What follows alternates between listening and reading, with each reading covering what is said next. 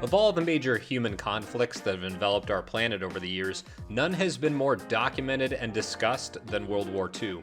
So many elements of that period in history make for great entertainment, and that's a word I'm choosing to place air quotes around. Saving Private Ryan briefly covered the landing at Omaha Beach, but then quickly moved on to a much more intimate story inside the greater war itself. Pearl Harbor and Midway both covered those respective events. Countless works of fiction have made reference to the atomic bombs dropped on Hiroshima and Nagasaki. The major players of World War II were all known quantities. We know that the Empire of Japan, Italy, Nazi Germany, Russia, and these United States were some of the major combatants. It also had major historical figures: Dwight Eisenhower, Winston Churchill, Emperor Hirohito, Adolf Hitler. These are names that you will recognize. Not a single thing I've said so far would or should go over any of your heads. Far less discussed, but just as devastating, was the conflict that would set the stage for World War II. That would be the aptly named World War I. 15 million dead, 70 million total combatants, and just as many stories of heroism and bravery. World War I is simply harder to wrap our heads around, though.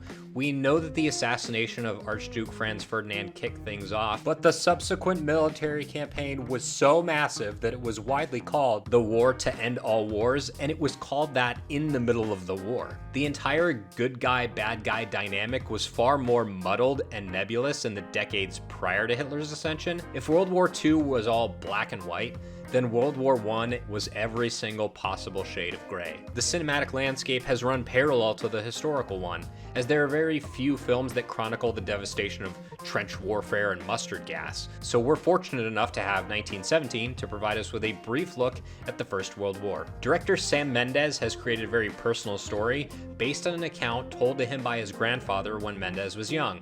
The story has obviously been expanded greatly and given the old Hollywood treatment. 1917 follows two young men in the British infantry who are tasked with delivering a letter several miles away to another battalion's commander to prevent them from running directly into a trap set by the Germans. One of these young men has a brother in that other battalion, immediately providing the corporal with a sense of urgency as they race through trench after trench to get themselves behind the recently departed front line of the retreating German army. That is all the plot I'm going to give you, but there is a surprising number of shocks and wrinkles that kept me fully engaged until the end credits. In case you haven't heard, much has been made of 1917's use of a single take for its 2-hour runtime. The film is actually split into two distinct segments, but I'll leave you to discover whether or not the movie was filmed in two simple takes or not. Regardless of the methods, this movie features some of the best camera work, cinematography, and sound design you will see on a screen in the history of motion pictures. The camera lingers on its actors, swoops above, below, and around trenches, tanks, explosions, and corpses. Mendes has always had a way of keeping the audience fully enthralled, and he uses every tool in his arsenal to keep our eyes on the actors.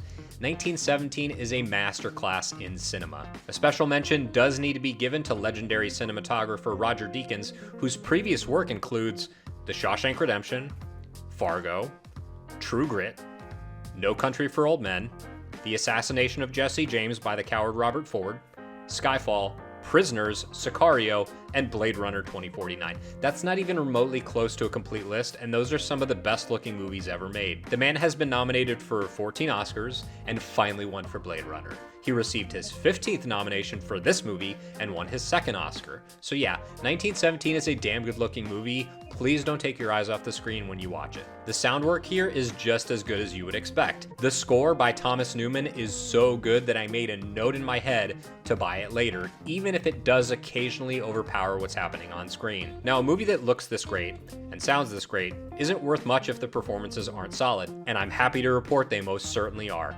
I had to hit up Wikipedia because I had no idea who the two lead actors were, but apparently there are a couple of blokes named George McKay and Dean Charles Chapman. Both actors give outstanding performances and should be commended for throwing themselves into an extremely physical movie and outshining some of their more well-known counterparts. And yes, there are people in this movie that you'll 100% recognize, but I don't want to spoil any of that. So here's the deal. 1917 can proudly take its seat at the table next to some of the greatest war films of all time.